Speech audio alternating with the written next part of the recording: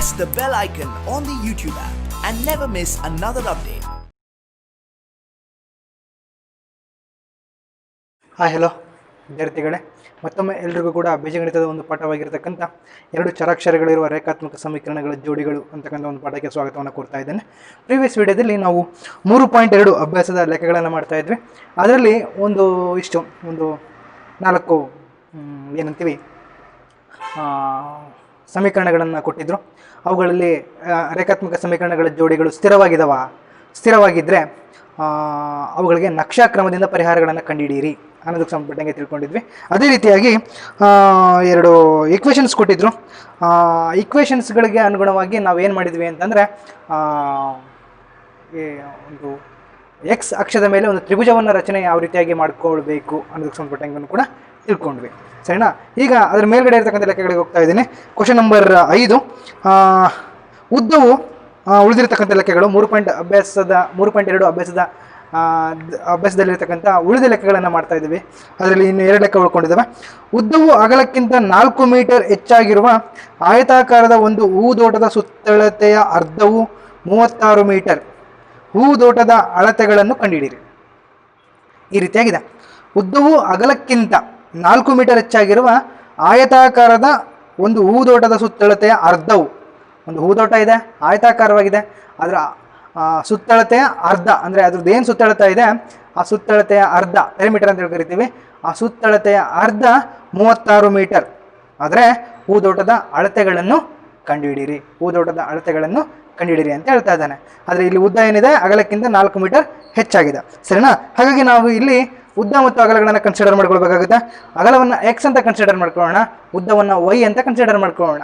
ಅದ್ರ ಬೇಸ್ ಮೇಲೆ ನಾವು ಲೆಕ್ಕವನ್ನು ಬಿಡಿಸ್ಕೊಳ್ಳೋಣ ಅಂತ. ಸರಿನಾ?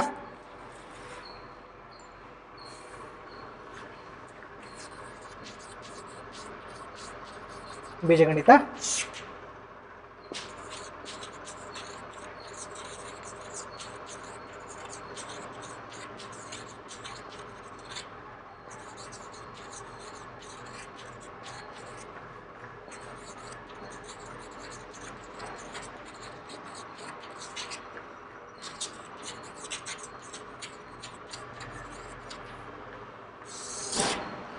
ಮೂರು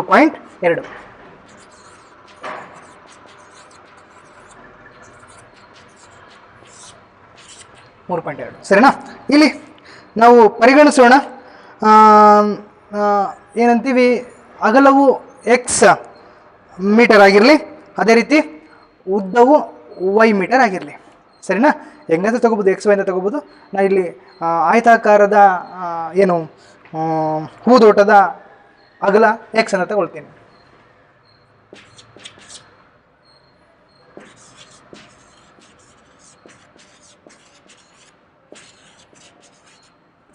ಆಯತಾಕಾರದ ಹೂದೋಟದ ಅಗಲವು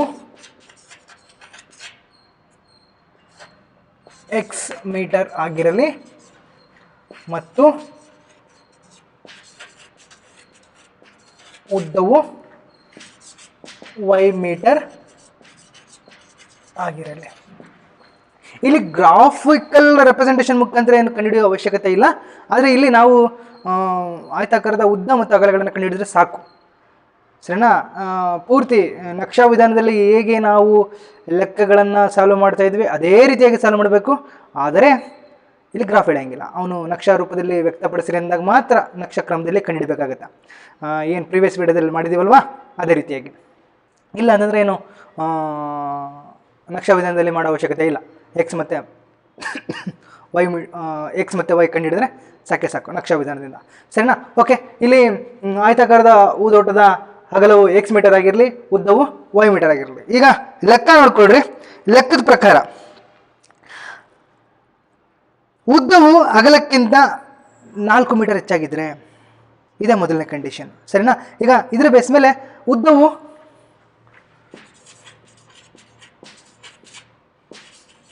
ಅಗಲಕ್ಕಿಂತ 4 ಮೀಟರ್ ಹೆಚ್ಚಾಗಿದ್ದರೆ ಅಂತ ಇದೆಯಾ? ಹೆಚ್ಚಾಗಿದ್ದರೆ ಅವಾಗ ಏನಾಯ್ತು? ಉದ್ದ ಅಂತಾನೆ y = x + 4. ಇದು ಈಕ್ವೇಷನ್ ನಂಬರ್ 1. ಸರಿನಾ? ಇನ್ನು ಎರಡನೇ ಕಂಡೀಷನ್ ಏನು ಅಂತಂದರೆ ಆಯತಾಕಾರದ ಹೂದೋಟದ ಸುತ್ತಳತೆಯ ಅರ್ಧವು. ಇದು ಆಯತಾಕಾರದ ಹೂದೋಟದ ಸುತ್ತಳತೆ ಸೂತ್ರ ಬರಬೇಕು. ವಿಸ್ತೀರ್ಣ ಇನ್ನೇನು ಉದ್ದ ಇಂಟು ಅಗಲ, ಅದೇ ರೀತಿ ಸುತ್ತಳತೆ 2 ಇಂಟು ಉದ್ದ ಪ್ಲಸ್ ಅಗಲ, L+B 2 ಇಂಟು L+B ಅಂತ ಕರಿತೀವಿ. ಅದರ ಒಂದು ಸುತ್ತಳತೆ ಸೂತ್ರವನ್ನು ನಾವಿಲ್ಲಿ ಬರ್ಕೊಂಡು ಅರ್ಧ ಅಂತ ಹೇಳ್ತಾನೆ /2 ಮಾಡಿಕೊಂಡು =36 ಹಾಕೊಂಡ್ರೆ ನಾವಿಲ್ಲಿ ಇದನ್ನು ಸಿಂಪ್ಲಿಫೈ ಮಾಡ್ಬೋದು. ಸರಿನಾ? ಆಯತಾಕಾರದ ಕ್ವಶನ್ ಅಲ್ಲಿದೆ, ಆಯತಾಕಾರದ ಹೂದೋಟದ ಸುತ್ತಳತೆ ಅರ್ಧವು ಮತ್ತು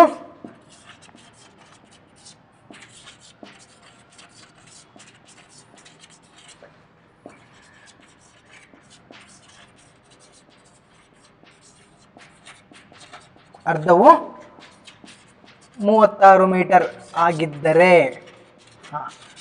ಇಲ್ಲಿ ಸುತ್ತಳತೆ ಅಂತ ಹೇಳ್ತಾ ಇದ್ದಾನೆ. ಆಯತಾಕಾರದ ಸುತ್ತಳತೆ, ಆಯತಾಕಾರದ ಹೂದೋಟದ ಸುತ್ತಳತೆಯ ಅರ್ಧವು 36 ಮೀಟರ್ ಆಗಿದ್ದರೆ ಆದ್ದರಿಂದ ಆಯತಾಕಾರದ ಹೂದೋಟದ ಸುತ್ತಳತೆ ಏನು 2 ಇಂಟು L+B /2. ಇದನ್ನು ಬರೆಯೋ ಅವಶ್ಯಕತೆ ಇಲ್ಲ ಅಂದ್ಕೊಳ್ತೀನಿ ನಾನು. ಆಯತಾಕಾರದ ಸುತ್ತಳತೆ ಇಷ್ಟು ಬರೆಯೋಣ. ಡೈರೆಕ್ಟಾಗಿ /2 ಮಾಡ್ಕೊಂಡ್ರೆ ಮತ್ತೆ ಲೆಕ್ಕದ ಪ್ರಕಾರ ಹೋಗ್ಬೇಕಾಗತ್ತೆ, ಹೌದಾ? ನಮಗೆ ಗೊತ್ತಿರೋ ಹಾಗೆ ಆಯತಾಕಾರದ ಹೂದೋಟದ ಸುತ್ತಳತೆ 2 ಇಂಟು L+B. ಈಗ ಲೆಕ್ಕದ ಪ್ರಕಾರ ಹೋದ್ರೆ ಸಮಸ್ಯೆ ಪ್ರಕಾರ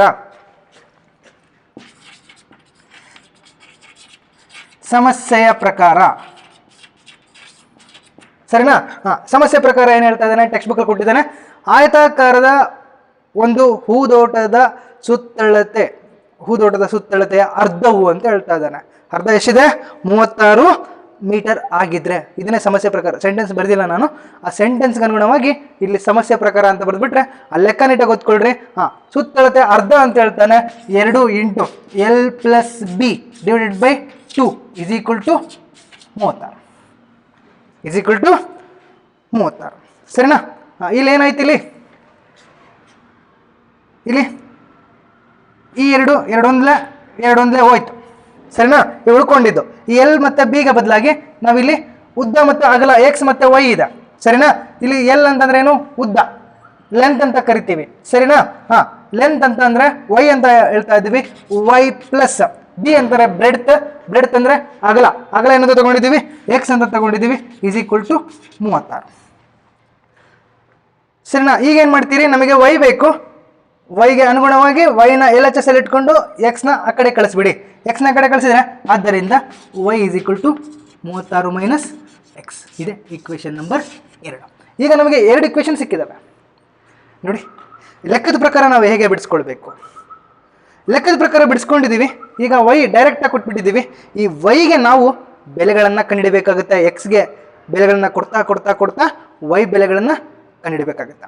ಸರಿನಾ? 2 ಈಕ್ವೇಷನ್ಗೂ ಡೈರೆಕ್ಟಾಗಿ ಸಿಕ್ಬಿಟ್ಟಿದ್ದಾವೆ. y = x+4, y =36 - x ಅಂತೇಳಿ. ಈಗ ನಾವೇನು ಮಾಡಬೇಕು? ಬಾಕ್ಸ್ ಹಾಕ್ಕೊಂಡು ನಾವು ಆ್ಯಸ್ ಇಟ್ ಈಸ್ ನಾವೇನು ಮಾಡ್ತಿದ್ವಲ್ವ ಅದೇ ರೀತಿಯಾಗಿ ಬೆಲೆಗಳನ್ನು ಕಂಡುಹಿಡಿಯೋಣ. ಸರಿನಾ? ಈಗ ಏನು ಮಾಡೋಣ, ಮೊದಲನೇ ಈಕ್ವೇಷನ್ಗೆ ತೊಗೊಳ್ತಾ ಇದ್ದೀನಿ ನಾನು. ಮೊದಲನೇ ಈಕ್ವೇಷನ್ನು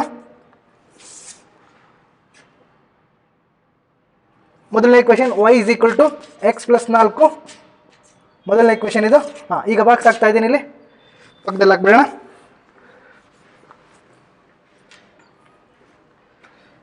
ಕಾಣಿಸ್ತಾ ಇದೆ? ಇಲ್ಲಿ ಕಾಣಿಸುತ್ತಲ್ಲ?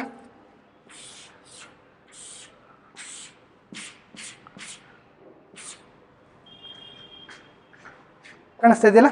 ಎಸ್. ಈಗ ಇಲ್ಲಿ ಎಕ್ಸ್ ಅಂತಾನೆ, ಇಲ್ಲಿ y x+4.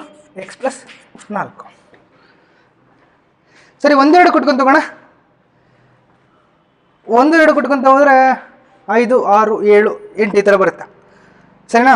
ಇಲ್ಲಿ y = 36 - x ಇದೆ. ಇಲ್ಲಿ 1 2 ಕೊಟ್ಕೊಂತ ಹೋದ್ವಿ ಅಂದರೆ 36 1 ಹೋಯ್ತು ಅಂದರೆ 35 34 33 32 ಈ ರೀತಿ ಬರುತ್ತೆ. ಒಂದೊಂದು ನಾವು ಜಂಪ್ ಮಾಡ್ಕೊಂಡು ಹೋಗೋದು ಬೇಡ, 4 ನಮಗೆ ಕೊಟ್ಬೇಡ ಸರಿನಾ. ಎರಡಕ್ಕೂ ಕೂಡ 4, 8, 12, 16 ಸರಿನಾ. ಯಾಕೆಂದರೆ ಇಲ್ಲಿ ಅಜಗಜಾಂತರ ವ್ಯತ್ಯಾಸ ಆಗೋಗ್ಬಿಡುತ್ತೆ. ನಾವು 1, 2 ಕೊಟ್ಬಿಟ್ವಿ ಅಂದರೆ ಇಲ್ಲಿ ಒಂದೊಂದನ್ನೇ ನಾವು ಕೂಡ್ಕೊತ ಹೋದರೆ 4ಕ್ಕೆ 1 ಸೇರಿಸಿದ್ರೆ 5 ಆಗುತ್ತೆ, 4ಕ್ಕೆ 2 ಸೇರಿಸಿದ್ರೆ 6 ಆಗುತ್ತೆ. 1, 2, 3 ಕೊಟ್ಕೊಂಡಾಗ 4, 5, 6 ಈ ಥರ 5, 6, 7, 7, 8, 9, 10, 11 ಈ ಥರ ಎಷ್ಟಂತ ಬೆಲೆಗಳಲ್ಲಿ ಕೊಡ್ತೀರಾ. ಇಲ್ಲಿ ಕೆಳಗಡೆ ಎರಡನೇ ಇಕ್ವೇಷನ್ ನೋಡಿ, 36 - x ಇದೆ. 1, 2 ಕಳ್ಕೊಂತ ಹೋದ್ವಿ ಅಂದರೆ 36ರಲ್ಲಿ 1 ಹೋಯ್ತು ಅಂದರೆ 35, 36ರಲ್ಲಿ 2 ಹೋಯ್ತು ಅಂದರೆ 34, 36ರಲ್ಲಿ 3 ಹೋಯ್ತು ಅಂದರೆ 33, 36ರಲ್ಲಿ 4 ಹೋಯ್ತು ಅಂದರೆ 32 ಈ ರೀತಿ ಆಗೋಗುತ್ತೆ. 4 ಬೆಲೆಗಳನ್ನು ಕಂಡಿಬೇಕು ನಾವು. ಹಾಗಾಗಿ 4 ಜಂಪ್ ಮಾಡ್ಕೊತ ಹೋಗ್ಬಿಡೋಣ. ಯಾವುದಾದ್ರೂ ಒಂದು ಸೆಮಿಟೇನಿಯಸ್ ಆಗಿ ಅದು ಏನಾಗುತ್ತೆ, ಸೇಮ್ ವ್ಯಾಲ್ಯೂಸ್ ಬರ್ತವೆ. ಆವಾಗ ನಮಗೆ ಉದ್ದ ಅಗಲ ಸಿಗ್ತವೆ, ಹೌದಲ್ವಾ. ಹಾಗಾಗಿ ನಾವೇನು ಮಾಡಬೇಕು ಅಂತಂದರೆ ನಮಗೆ 4 ಮುಗಿ ಕೊಟ್ಕೊಂಡು ಹೋಗೋಣ ಸರಿನಾ. ಅಪ್ರಾಕ್ಸಿಮೇಟಾಗಿ ಸಿಗುತ್ತೆ ನಮಗೆ ಅಂದಾಜು ಗಣನೆಗೆ. ಆವಾಗ ನಮಗೆ ಒಂದು ಬೆಲೆಗಳು ಸಿಗ್ತವೆ. ನಾವು 1, 2 ಕೊಟ್ಟರೆ ಯಾಕೆ 1, 2 ತೊಗೊಂಡಿಲ್ಲ ಅಂತೇಳಿ ನಾನು ಹೇಳಿದ್ದೀನಿ. ಇಲ್ಲಿ 36 ಇದೆ, ಇಲ್ಲಿ 4 ಇದೆ. ಒಂದೊಂದೇ ಸೇರಿಸ್ಕೊಂತ ಹೋದರೆ ಒಂದೊಂದೇ ಜಾಸ್ತಿ ಆಗ್ತಾ ಹೋಗುತ್ತೆ, ಒಂದೊಂದೇ ಕಡಿಮೆ ಆಗ್ತಾ ಹೋಗುತ್ತೆ.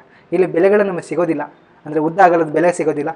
ಎಷ್ಟೊಂದು ಕ್ಯಾಲ್ಕುಲೇಷನ್ ಮಾಡಬೇಕಾಗುತ್ತೆ. ಅದಕ್ಕೆ 4 ಮುಗಿ ಕೊಡ್ತಾ ಇದ್ದೀನಿ.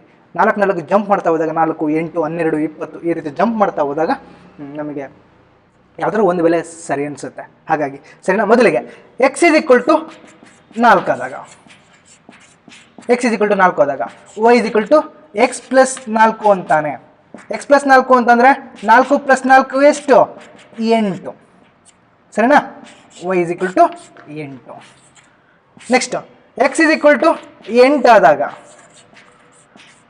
x = 8 ಆದಾಗ ದೆನ್ y = x + 4, 8 + 4 12 ಬರುತ್ತಾ ಸರಿನಾ. ಗೊತ್ತಾಗ್ತಿದೆಯಲ್ಲ ನೋಡಿ, ನಿಮಗೆ ಗೊತ್ತಾಗ್ತಾ ಇದೆ ಬೆಲೆಗಳನ್ನು ಹೇಗೆ ಕಂಡುಹಿಡ್ತಾ ಇದ್ದೀವಿ ನಕ್ಷಕ್ರಮದಲ್ಲಿ ಅಂತ. ಇಲ್ಲಿ ಉದ್ದಾಗಲ ಸಿಗುತ್ತೆ ನಮಗೆ, ಏನು ತೊಂದರೆ ಇಲ್ಲ. ಈಗ ನೆಕ್ಸ್ಟ್ ಏನಾಗ್ತೀರಿ, 12 ಹಾಕಿ x = 12 ಆದಾಗ y = x + 4, 12 + 4 16 ಸರಿನಾ. ಹಾಗೆ ಇನ್ನೊಂದು ಹಾಕೋಣ, x = ಬೆಲೆಗಳು ಬರಿಬೇಕಲ್ವಾ, 12, 16, 20 ಬರುತ್ತೆ ಸರಿನಾ. x = 16 ಆದಾಗ, x = 16 ಆದಾಗ y = x + 4, 16 + 4 20 ಸಾಕು, ಬರ್ತಿದ್ದೇನೆ. ಇದು ಮೊದಲನೇ ಇಕ್ವೇಷನ್ಗೆ ನಾವು ಬೆಲೆಗಳನ್ನು ಕಂಡು ಹಿಡಿದಿರ್ತಕ್ಕಂಥದ್ದು ನೋಡಿ. ಈಗ ಎರಡನೇ ಇಕ್ವೇಷನ್ಗೆ ಹೋಗೋಣ. ಇದಿಷ್ಟು ಬರ್ಕೊಳ್ರಿ, ನೀಟಾಗಿ ಬರ್ಕೊಳ್ರಿ,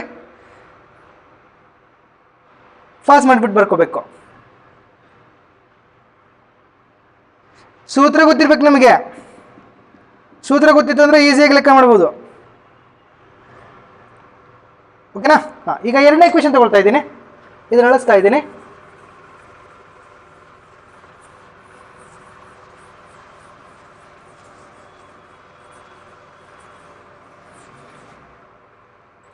ಎರಡನೇ ಇಕ್ವೇಷನ್ ತಗೊಳ್ತಾ ಇದ್ದೀನಿ. ಎರಡನೇ ಇಕ್ವೇಷನ್ ಏನು, y = 36 - x. ಎರಡನೇ ಇಕ್ವೇಷನ್ ಬಾಕ್ಸ್ ಆಗ್ತಾ ಇದ್ದೀನಿ.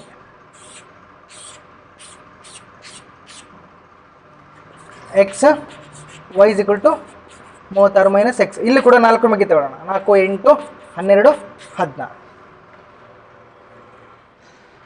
ಸರಿನಾ. ಈಗ ಏನು ಮಾಡ್ತೀರಿ, x = 4 ಆದಾಗ y = 36 - x. 36ರಲ್ಲಿ 4 ಹೋಯ್ತು ಅಂದರೆ 32. x = 8 ಆದಾಗ y = 36 - x.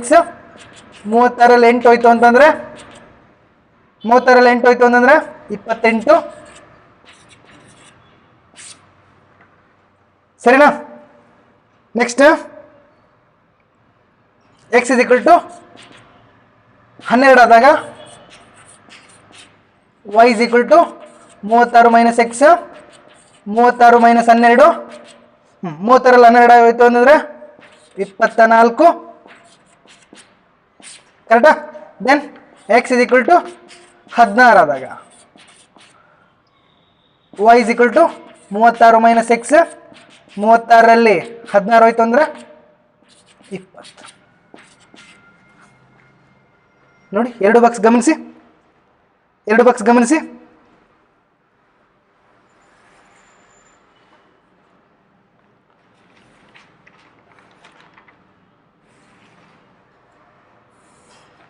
ಎರಡು ಬಾಕ್ಸ್ ಗಮನಿಸಿ. 2 ಬಾಕ್ಸ್ ಗಮನಿಸಿದಾಗ ಅಲ್ಲೊಂದು ಲೈನ್ ಎಳೆದಿದ್ದೀನಿ, ಇಲ್ಲೊಂದು ಲೈನ್ ಎಳೆದಿದ್ದೀನಿ.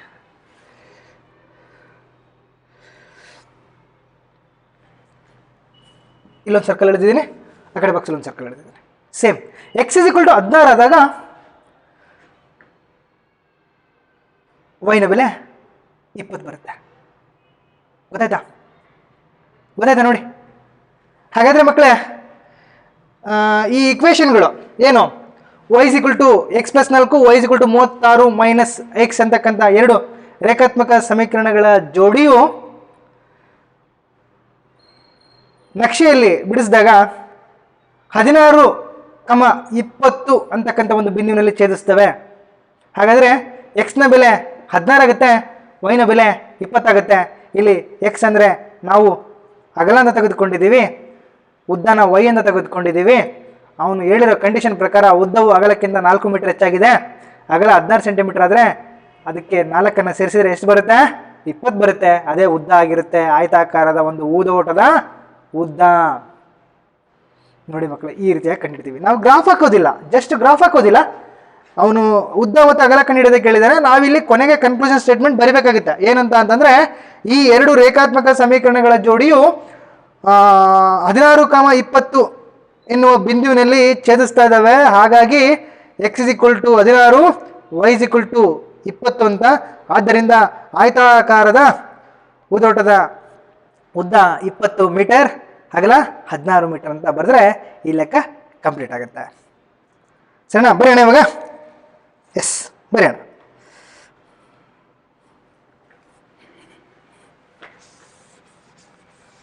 ಬರೆಯೋಣ. ಆದ್ದರಿಂದ ರೇಖಾತ್ಮಕ ಅಂದರೆ ಈ 2 ರೇಖಾತ್ಮಕ ಸಮೀಕರಣಗಳ ಜೋಡಿಯು ಈ ರೇಖಾತ್ಮಕ ಸಮೀಕರಣಗಳ ಜೋಡಿಯು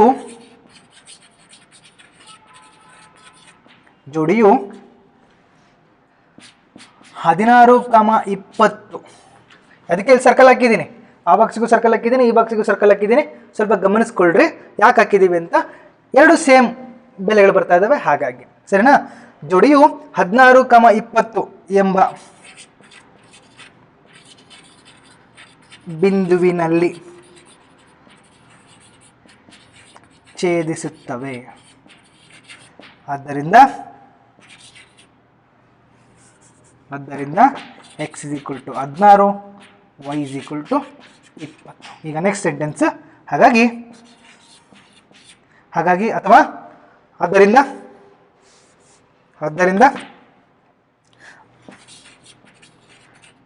ಆಯತಾಕಾರದ ಒಂದು ಹೂದೋಟದ ಉದ್ದ, ಅಗಲ ಫಸ್ಟ್ ಅಲ್ಲ, ಎಕ್ಸ್ ಅಂತ ತಗೊಂಡಿದ್ದೀವಲ್ವಾ, ಅಗಲ ಎಕ್ಸ್ 16 ಮೀಟರ್, ಉದ್ದ ಮತ್ತು ಉದ್ದ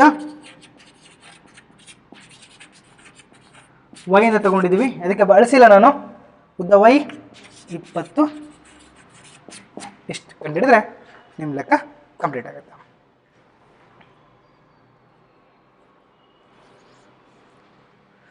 ಸರಿನಾ? ನೋಡಿ ಹೇಗೆ ಲೆಕ್ಕವನ್ನು ಮಾಡ್ತೀವಿ ನಕ್ಷಾ ಕ್ರಮದಲ್ಲಿ.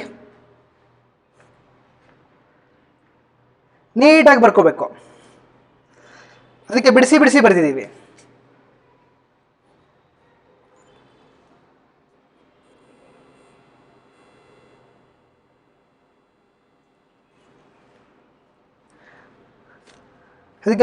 ಬರ್ತಿದ್ದೀವಿ, ನೀಟಾಗಿ ಬರ್ಕೋಬೇಕು. ಈಗ ನೆಕ್ಸ್ಟ್ ಲೆಕ್ಕಕ್ಕೆ ಹೋಗೋಣ. ಕೊನೆಯ ಲೆಕ್ಕ, ಈ ಅಭ್ಯಾಸದ ಕೊನೆಯ ಲೆಕ್ಕಕ್ಕೆ ಹೋಗ್ತಾ ಇದ್ದೀನಿ. 6ನೇದು.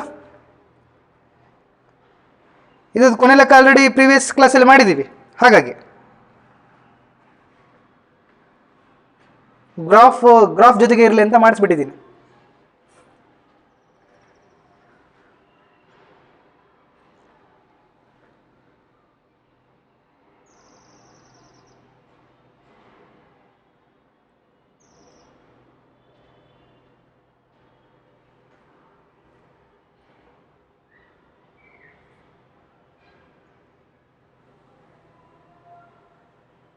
ಸರಿನಾ?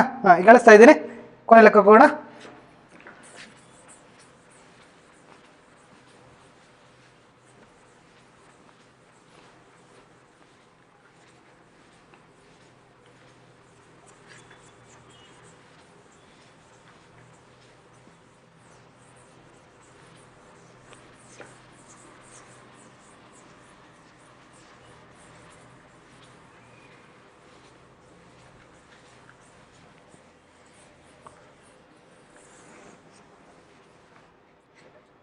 ಎಸ್, ಆರನೇದು ರೇಖಾತ್ಮಕ ಸಮೀಕರಣ 2x + 3y - 8 = 0 ನೀಡಲಾಗಿದೆ. ಎರಡು ಚರಾಕ್ಷರಗಳಿರುವ ರೇಖಾತ್ಮಕ ಸಮೀಕರಣಗಳನ್ನು ಬರೆಯಿರಿ. ಹೇಗೆಂದರೆ ಉಂಟಾದಂತಹ ಜೋಡಿಗಳ ರೇಖಾಗಣಿತೀಯ ಪ್ರತಿನಿಧಿಸುವಿಕೆ ಈ ಕೆಳಗಿನಂತಿರಬೇಕು. ಮೊದಲನೇದು ಛೇದಿಸುವ ರೇಖೆಗಳು, ಎರಡನೇದು ಸಮಾಂತರ ರೇಖೆಗಳು, ಮೂರನೇದು ಆಯ್ಕೆಗೊಳ್ಳುವ ರೇಖೆಗಳು ಅಂತ. ಹೇಗಿದೆ ನೋಡಿ ಲೆಕ್ಕ. ಒಂದು ಇಕ್ವೇಷನ್ ಕೊಟ್ಟಿದ್ದಾನೆ. ಈ ಇಕ್ವೇಷನ್ಗೆ ಸರಿ ಹೊಂದತಕ್ಕಂಥ ಇಕ್ವೇಷನ್ಸ್ಗಳನ್ನು ನೀವೇ ರೆಡಿ ಮಾಡಬೇಕು, ನೀವೇ ಬಿಡಿಸ್ಬೇಕು ಅಂದರೆ ನೀವೇ ಸೆಲೆಕ್ಟ್ ಮಾಡ್ಕೋಬೇಕು. ಅವು ಹೇಗಿರಬೇಕು ಅಂತಂದರೆ ಆ ಒಂದು ಎರಡು ಸಮೀಕರಣಗಳನ್ನು ಪ್ರತಿನಿಧಿಸ್ತಕ್ಕಂಥ ರೇಖೆಗಳು ಹೇಗೆ ಬರಬೇಕು, ಛೇದಿಸುವ ರೇಖೆಗಳು ಬರಬೇಕು, ಸಮಾಂತರ ರೇಖೆಗಳು ಬರಬೇಕು, ಮೂರನೇದು ಆಯ್ಕೆಗೊಳ್ಳುವ ರೇಖೆಗಳು ಬರಬೇಕು. ಒಂದು ಇಕ್ವೇಷನ್ ಕೊಟ್ಟಿದ್ದಾನೆ, ಇನ್ನು ಎರಡನೇ ಇಕ್ವೇಷನನ್ನು ನೀವೇ ಜೊತೆ ಮಾಡ್ಕೊಳ್ಬೇಕು. ಆವಾಗ A1 A2 A1 B1 C1 ಮತ್ತು A2 B2 C2 ಅವುಗಳನ್ನು ಗಮನಿಸ್ಕೊಂಡು ನಾವು ಅನುಪಾತವನ್ನು ಹೋಲಿಕೆ ಮಾಡಿದಾಗ ಅವು ಆಯ್ಕೆಗೊಳ್ತವೋ, ಸಮಾಂತರವಾಗಿದ್ದಾವೋ ಅಥವಾ ಛೇದಿಸ್ತವೋ ಅನ್ನೋದನ್ನು ಬರಿಬೇಕಾಗುತ್ತೆ. ಸರಿನಾ? ಈಗ ಮೊದಲನೇ ಇಕ್ವೇಷನ್ ಬರೆದು ಬಿಡೋಣ. ಕೊಟ್ಟಿರುವ ಸಮೀಕರಣ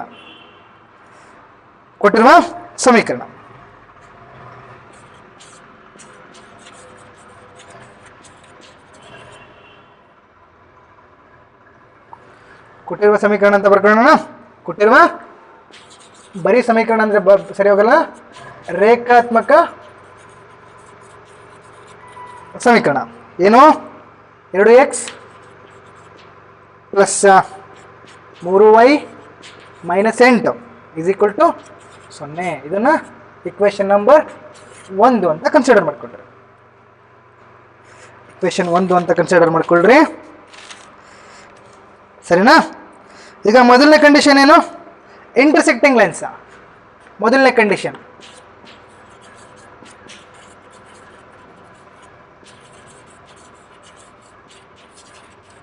ಛೇದಿಸುವ ರೇಖೆಗಳು.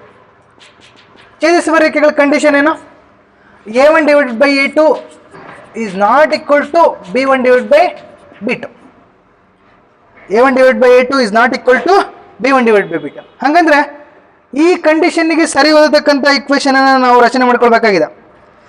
ಈ ಕಂಡೀಷನ್ಗೆ ಸರಿ ಹೋಗತಕ್ಕಂಥ ಇಕ್ವೇಷನ್ ಹೇಗಿರಬೇಕು ಅಂತಂದರೆ ಒಂದಕ್ಕೊಂದಕ್ಕೆ ಸಂಬಂಧನೇ ಇರಬಾರ್ದು ಅಂತ ಒಂದು ಇಕ್ವೇಷನನ್ನು ಸೆಲೆಕ್ಟ್ ಮಾಡ್ಕೊಳ್ಬೇಕು. ನಮಗೆ ನಮ್ಮ ಒಂದು ಇಮ್ಯಾಜಿನೇಷನ್ಗೆ ಬಿಟ್ಬಿಟ್ಟಿದ್ದೀವಿ. ಇಲ್ಲಿ ನಾವು ಹೇಗೆ ತಗೋಬೇಕು ಅಂತಂದರೆ ಈ ಏನು ಎಕ್ಸ್ನ ಸಹಗುಣಕಕ್ಕೆ, ವೈನ ಸಹಗುಣಕಕ್ಕೆ ಮತ್ತು ಸಿನ ಸಹಗುಣಕಕ್ಕೆ ಏನಿದ್ದಾವೆ ಅವು ಒಂದಕ್ಕೊಂದಕ್ಕೂ ತಾಳ ಇರಬಾರ್ದು, ಮೇಳ ಇರಬಾರ್ದು. ಅಂದರೆ ಒಂದಕ್ಕೊಂದು ಸಂಬಂಧನೇ ಇರಬಾರ್ದು. ಸೇಮ್ ಟೈಪ್ ಆಫ್ ನಂಬರ್ಸ್ಗಳನ್ನ ತೆಗೆದುಕೊಳ್ಳೋಕೆ ಹೋಗ್ಬಾರ್ದು. ಆವಾಗ ಮಾತ್ರ ಇದು ಸಾಧ್ಯ ಆಗುತ್ತೆ. ಸ್ವಲ್ಪ ನಂಬರ್ಸ್ಗಳಲ್ಲಿ ಆಟ ಆಡಬೇಕು. ಒಂದು ಜಾಸ್ತಿ ಮಾಡೋಣ, 3x ಇರೋ ಹತ್ರ ಎರಡನೇ ಇಕ್ವೇಷನನ್ನು 2x ಇರೋ ಹತ್ರ 3x ಮಾಡೋಣ, 3y ಇರೋ ಹತ್ರ 4y ಮಾಡೋಣ. ಇಲ್ಲಿ 8 ಇದೆ, 8 ಇರೋ ಹತ್ರ 9 ಮಾಡೋಣ, ಇಲ್ಲ 7 ಮಾಡಬೇಡ. ಹಾಗೆ ಸಿಕ್ಕೋಗ್ಬಿಡುತ್ತೆ. ನಮ್ಮ ಕೈಯಲ್ಲೇ ಇದೆ. ಹಾಗಾಗಿ ನಾವು ಒಂದು ಇಮ್ಯಾಜಿನೇಷನ್ ಪ್ರಕಾರ ನನಗೆ ಬೇಕಾಗಿರ್ತಕ್ಕಂಥ ಇಕ್ವೇಷನ್ನ ರೆಡಿ ಮಾಡ್ಕೊಳ್ತಾ ಇದ್ದೀನಿ. ಇಲ್ಲಿ 2x ಇದೆ, 2xಗೆ ಬದಲಾಗಿ ಎರಡನೇ ಇಕ್ವೇಷನ್ನ 3x ಅಂತ ತೆಗೆದುಕೊಳ್ತಾ ಇದ್ದೀನಿ, ಪ್ಲಸ್ ಇದನ್ನು 4y ಅಂತ ತೆಗೆದುಕೊಳ್ತಾ ಇದ್ದೀನಿ, -7 ಅಂತ ತೆಗೆದುಕೊಳ್ತಾ ಇದ್ದೀನಿ. ಇದನ್ನು ಇಕ್ವೇಷನ್ ನಂಬರ್ 2 ಅಂತ ಕನ್ಸಿಡರ್ ಮಾಡ್ಕೊಳ್ತೀನಿ. ಎಂಥದ್ದು ಬೇಕಾದ್ರೂ ನೀವು ತಗೋಬೋದು, ಬೇರೆ ಬೇರೆ ನಂಬರ್, ಆದರೆ ಒಂದೇ ಥರ ಮಗ್ಗಿ ಒಳಗಡೆ ಹೋಗ್ಬಾರ್ದು, ಸೇಮ್ ಟೈಪ್ ಆಫ್ ಬರಬಾರ್ದು. ಯಾಕಂದರೆ ಕಂಡೀಷನ್ ಮೊದಲು ಬರ್ಕೊಂಡಿದ್ದೀವಿ, A1 / A2 is not equal to B1 / B2 ಅಂತ. ಸರಿ ಹೊಂದಬಾರ್ದು, ಯಾಕಂದರೆ ಛೇದಿಸ್ತಕ್ಕಂಥ ರೇಖೆಗಳು ಅಲ್ವಾ. ಓಕೆ, ಈಗ ಕಂಪೇರ್ ಮಾಡಿ. ಇಲ್ಲಿ A1 ಅಂತಾನೆ 2, B1 ಅಂತಾನೆ 3, C1 ಅಂತಾನೆ -8. ಅದೇ ರೀತಿಯಾಗಿ A2 ಅಂತಾನೆ 3, B2 ಅಂತಾನೆ 4, C2 ಅಂತಂದರೆ -7. ಈಗ ಹೋಲಿಕೆ ಮಾಡಿ. A1/A2 ಅಂತಂದರೆ 2/3, ಮುಗಿದೋಯ್ತು ಕತೆ.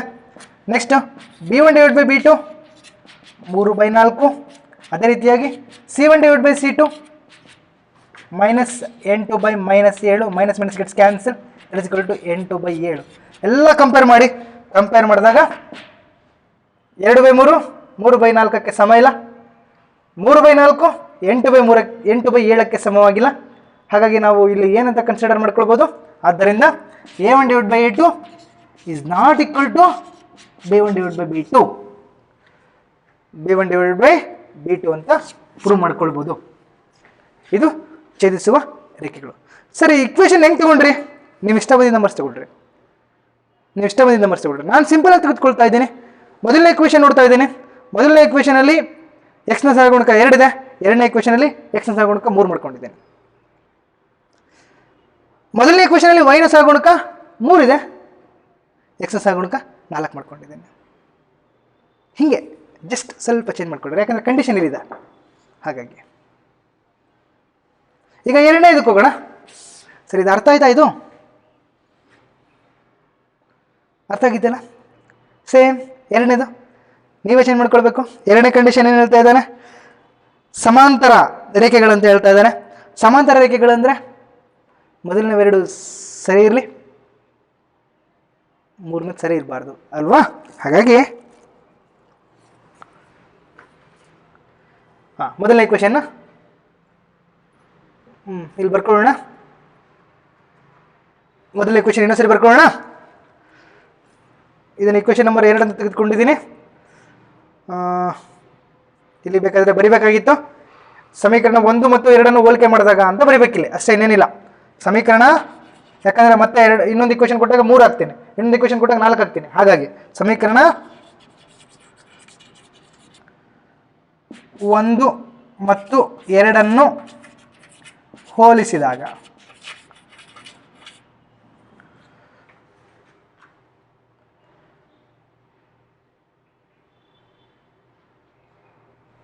ಹೋಲಿಸಿದಾಗ ಬೇಡ, ಸಮೀಕರಣ 1 ಮತ್ತು 2 ತೆಗೆದುಕೊಂಡಾಗ. ಓಕೆ, ಹೋಲಿಸೋದು ಇಲ್ಲಿದೆ, ಹಾಗಾಗಿ ಸರಿನಾ? ಓಕೆ, ಈಗ ಮೊದಲನೇ ಇಕ್ವೇಷನ್ ಬರ್ಕೊತಾ ಇದ್ದೀನಿ. 2x + 3y - 8 = 0. ಇದು ಇಕ್ವೇಷನ್ ನಂಬರ್ 1 ಇದೆ. ಈಗ ಇಲ್ಲಿ ಎರಡನೇದು ಸಮಾಂತರ ರೇಖೆಗಳು. ಸಮಾಂತರ ರೇಖೆಗಳು ಕಂಡೀಷನ್ ಏನು? A1/A2 = B1/B2 is not equal to C1/C2.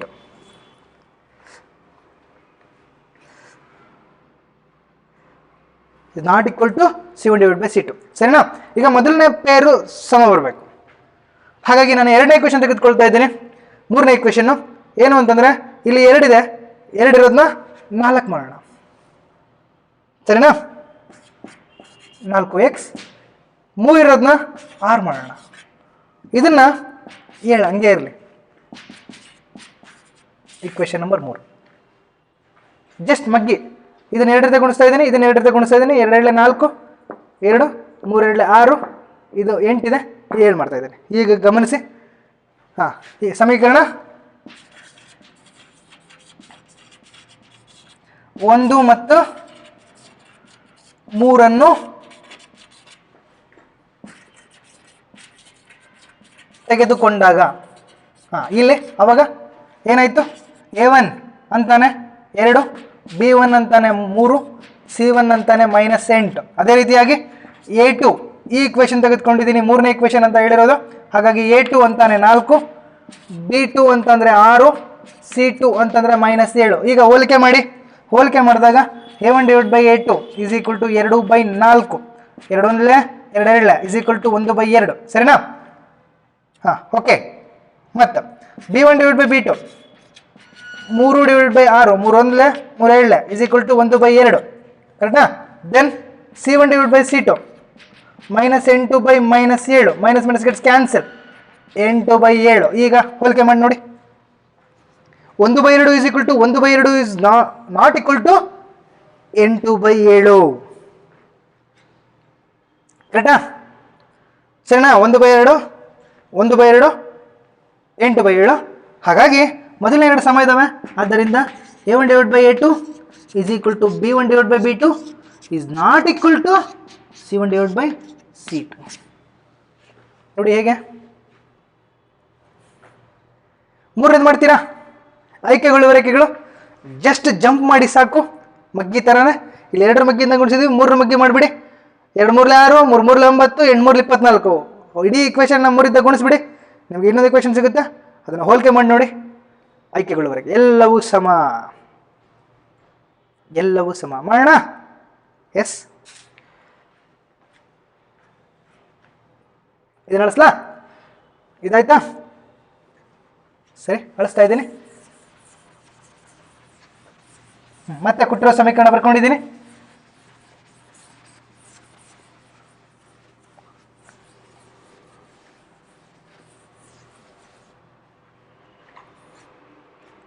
ಕೊಟ್ಟಿರೋ ಸಮೀಕರಣ ಬರ್ಕೊಂಡಿದ್ದೀನಿ ಇಕ್ವೇಷನ್ 1 ಇದೆ ಹಾಂ ಈಗ ಮೂರನೇದು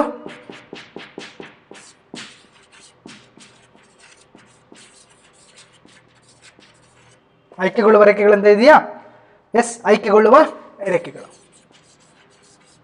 ಆಯ್ಕೆಗೊಳ್ಳುವ ರೇಖೆಗಳ ಕಂಡೀಷನ್ ಏನು a1/a2 is equal to b1/b2 is equal to c1/c2 ಸಣ್ಣ ಈಗ ನಮಗೆ ಬೇಕಾಗಿರ್ತಕ್ಕಂಥ ಸಮೀಕರಣ ತೆಗೆದುಕೊಳ್ತಾ ಇದ್ದೇನೆ ಇಡೀ ಇಕ್ವೇಷನ್ಗೆ ನಾನು 3 ಗುಣಿಸ್ತಾ ಇದ್ದೀನಿ 3 ಗುಣಿಸಿದಾಗ 2 3 6x plus 3 3 9y plus 8 3 minus 8 3 24 is equal to 0 ಇದು ಇಕ್ವೇಷನ್ ನಂಬರ್ 4 ಅದನ್ನ ಇಕ್ವೇಷನ್ ನಂಬರ್ 3 ಅಂತ ತೆಗೆದುಕೊಂಡಿದ್ದೇನೆ ಇದನ್ನ ಇಕ್ವೇಷನ್ ನಂಬರ್ 4 ಅಂತ ತೆಗೆದುಕೊಳ್ತಾ ಇದ್ದೇನೆ ಈಗ ಸಮೀಕರಣ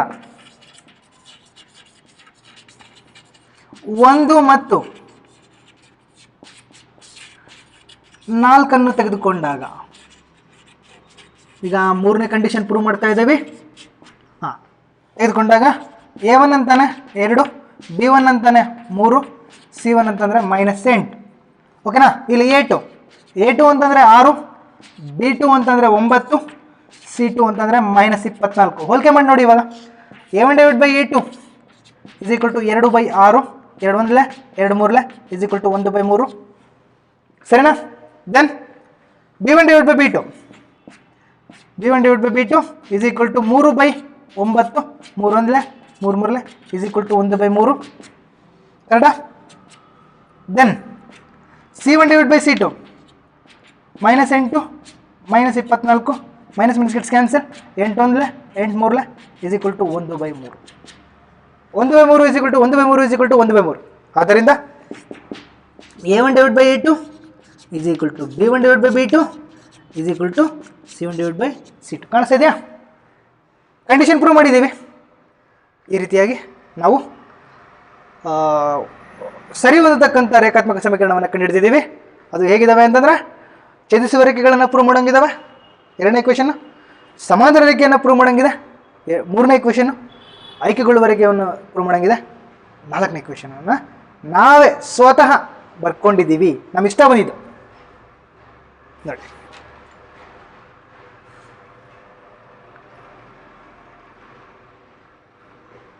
ಎಸ್ ಮಕ್ಕಳೇ ಇಲ್ಲಿಗೆ ಅಭ್ಯಾಸ 3.2 ಕಂಪ್ಲೀಟ್ ಆಯಿತು ಕೊನೆ ಲೆಕ್ಕ ನಾವು ಪ್ರೀವಿಯಸ್ ಕ್ಲಾಸಲ್ಲೇ ಮಾಡಿದ್ದೀವಿ ನಾವು ಹಾಗಾಗಿ ಇಲ್ಲಿಗೆ 3.2 ಅಭ್ಯಾಸ ಕಂಪ್ಲೀಟ್ ಆಯಿತು ಇಲ್ಲಿವರೆಗೂ ನಾವು ನಕ್ಷಾಕ್ರಮದಲ್ಲಿ ಎಕ್ಸ್ ಮತ್ತು ವೈಗೆ ಬೆಲೆಗಳನ್ನು ಹೇಗೆ ಕಂಡುಹಿಡಿಯೋದು ಅನ್ನೋದನ್ನು ಅರ್ಥ ಮಾಡ್ಕೊಂಡ್ವಿ ಯಾರಿಗಾದ್ರೂ ಡೌಟ್ ಇದೆಯಾ ಗ್ರಾಫ್ ಹಾಕೋದಕ್ಕೆ ಸಂಬಂಧಪಟ್ಟಂಗೆ ಈ ರೀತಿ ಲೆಕ್ಕಗಳನ್ನು ಕಂಡುಹಿಡಿಯೋದಕ್ಕೆ ಸಂಬಂಧಪಟ್ಟಂಗೆ ಸ್ಥಿರವಾಗಿದ್ದಾವೋ ಅಸ್ಥಿರವಾಗಿದೆಯೋ ಅನ್ನೋದಕ್ಕೆ ಸಂಬಂಧಪಟ್ಟಂಗೆ ತಿಳ್ಕೊಂಡಿದ್ದೀವಿ ಹಾಗೆಯೇ ಛೇದಿಸುವ ರೇಖೆಗಳು ಸಮಾಂತರಗೊಳ್ಳುವ ರೇಖೆಗಳು ಆಯ್ಕೆಗೊಳ್ಳುವ ರೇಖೆಗಳು ಅವುಗಳಿಗೆ ಸಂಬಂಧಪಟ್ಟಂಗೆ ತಿಳ್ಕೊಂಡಿದ್ದೀವಿ ಭಾಳ ಸಿಂಪಲ್ಲಾಗಿ ಲೆಕ್ಕಗಳನ್ನು ಮಾಡಿದ್ದೀವಿ ಎಲ್ರಿಗೂ ಇದು ಅರ್ಥ ಆಗಿದೆ ಅಂತ ತಿಳ್ಕೊಳ್ತಾ ಇದ್ದೇನೆ ಮುಂದಿನ ಪೀರಿಯಡಲ್ಲಿ ಈ ಪಾಠಕ್ಕೆ ಸಂಬಂಧಿಸಿದಂಗೆ ಇನ್ನೊಂದು ವಿಧಾನವನ್ನು ತಿಳಿದುಕೊಳ್ಳೋಕೆ ಹೋಗ್ತಾ ಇದ್ದೀವಿ ಸಂಬಂಧಪಟ್ಟಂಗೆ ಮುಂದಿನ ಪೀರಿಯಡ್ ತಿಳ್ಕೊಳ್ಳೋಣ ಅಂತ ಎಲ್ರಿಗೂ ಈ ಒಂದು ನಕ್ಷಾಕ್ರಮ ಅರ್ಥ ಆಗಿದೆ ಅಂತ ತಿಳ್ಕೊಳ್ತಾ ಈ ಪಾಠವನ್ನು ಇಲ್ಲಿಗೆ ನಿಲ್ಲಿಸ್ತಾ ಇದ್ದೇನೆ ಇಲ್ಲಿವರೆಗೂ ಎಲ್ಲರಿಗೂ ಪಾಠ ಕೇಳಿದ್ದಕ್ಕೆ ಎಲ್ರಿಗೂ ಕೂಡ ಧನ್ಯವಾದಗಳು